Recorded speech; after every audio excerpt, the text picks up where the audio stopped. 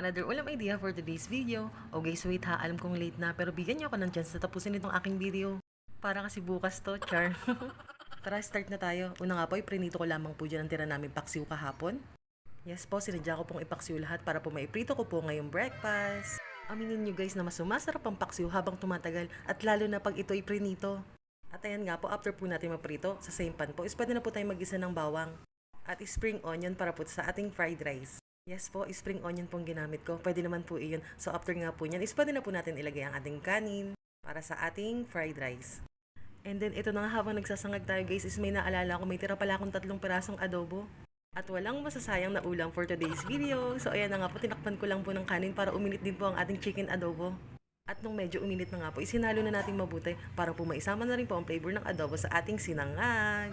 Oh wait guys, nakikita nyo ba yan? Yan po ang gusto ko sa sinangag, yung medyo nanunutong-nutong po sa ilalim. Mas nagugustuhan ko po kasi ang sinangag pagka ganon. Yan na nga po, ilagay na po natin ang spring onion sa ibabaw at haluin din po natin ulit itong mabuti. Ewan ko ba guys ha, pero ako talaga sa fried rice gusto ko yung medyo nanunutong-nutong ang ilalim. Bago ko po ito hinahalo, sino pong relate dyan? So ayun nga po, plating na tayo. Kanina nga po pala, bago ko nagprito ng isda na pinaksiw ko, is nag-sunny side up po muna ako ng itlog.